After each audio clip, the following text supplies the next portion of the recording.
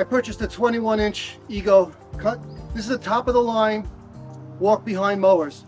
I went to the store, I went to Lowe's, and I saw this top of the line mower, and it was $849 and change, but it was crossed out and marked down to $699. So I got the sales guy over and I asked him why. I said, why is this marked down $150? He goes, well, the fact of the matter is we're not moving this product because of the price point. I said, really? He goes, yeah. He goes, we got to move inventory. So it's marked down to $699 temporarily. So I ended up buying the lawnmower, and we had to let go our guy for over 20 years. They cut the lawn. But I'll tell you what, cutting the lawn, I used to cut it many years ago. To me, it's therapeutic, it's relaxing. So I really love the lawnmower, self-propelled. And there's one thing I want to tell you about this though.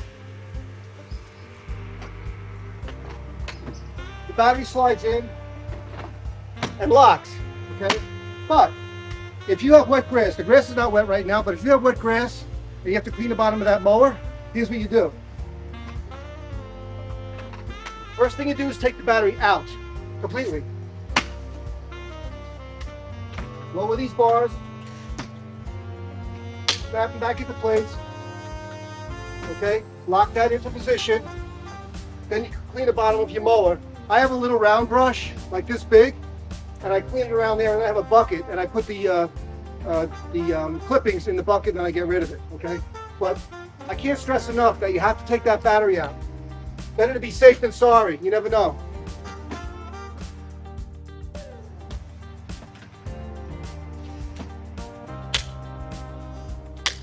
Put the battery back in.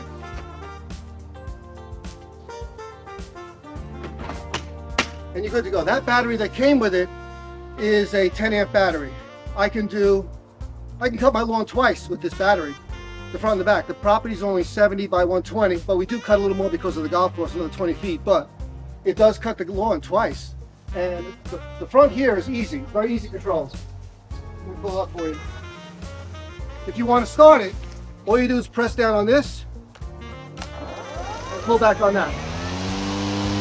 Okay. And your controls are here. This is fast. This is off. This is fast, medium, like that, and it's calibrated as well. So that'll give you how fast you want to cut the lawn. Usually I cut it in the middle so I can get a nice cut out of it. But that's how that is.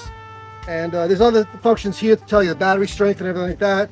But there's an on-off switch over here.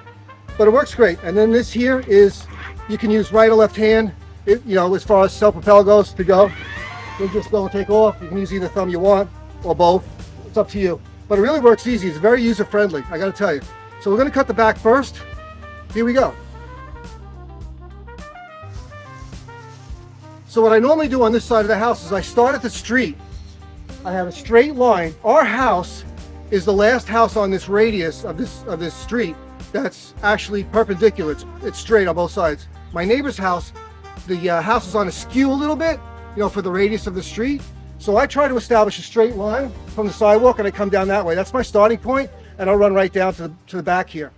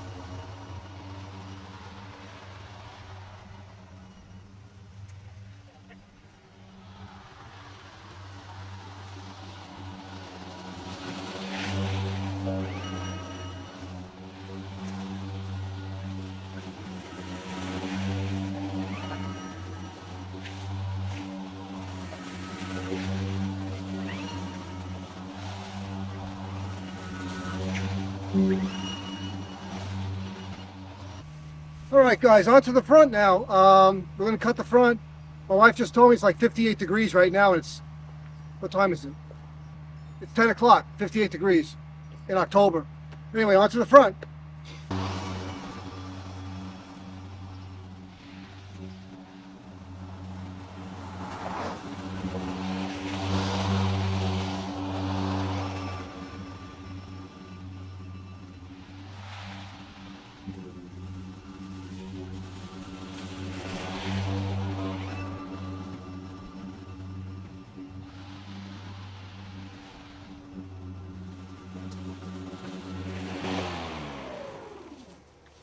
The lawn in the front yard is wet. The sun hasn't come over here really yet. So the lawn lays down.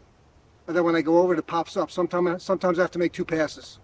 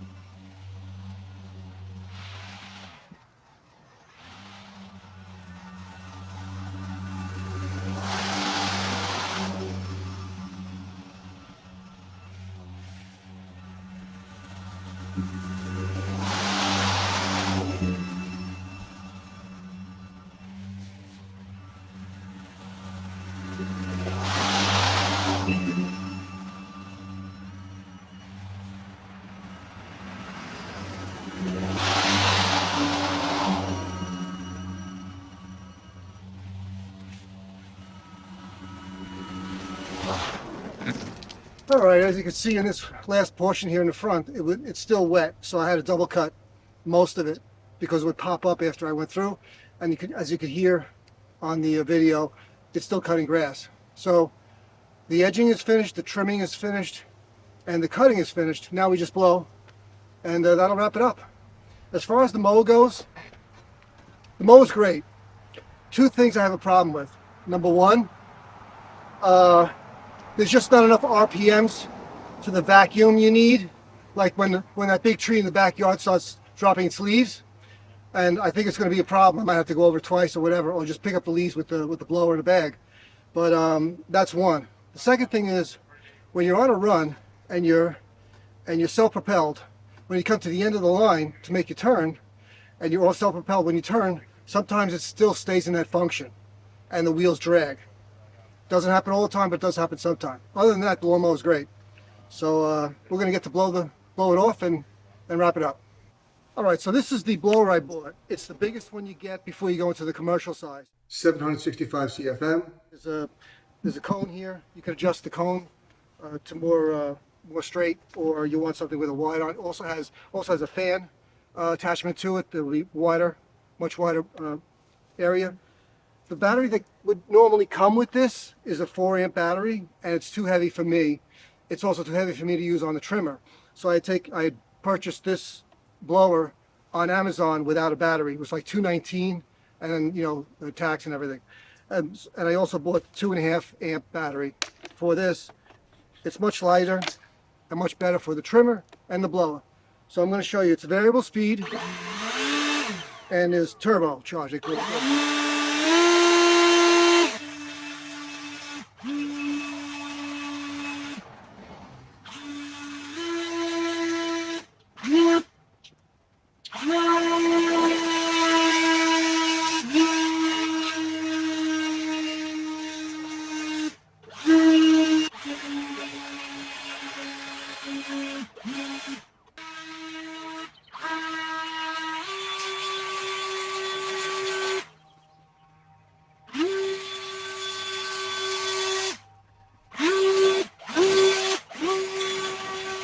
I never got it, why'd you have to go? I guess this world's too slow for you. I think there's beauty in the gray, the cold, but you just want the gold.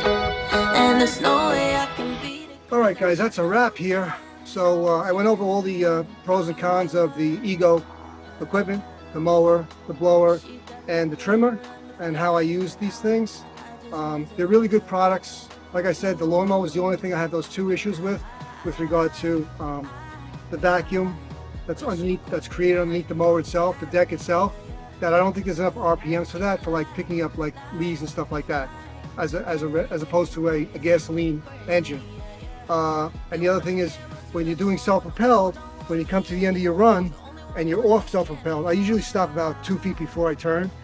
And then when I turn, sometimes the self-propelled function is still engaged, but not all the time. And then it kind of drags when you turn it. But those are the only two things I have a problem with the mower. But other than that, it's a great thing. It's better than me using gasoline, oil, and spark plugs, that's for sure. So with that being said, down in the description box below, you'll see all the specifications for this equipment and where I purchased them, and the batteries and such, everything like that. And that's it. So we'll see you on the next video from A&L Family Vlog.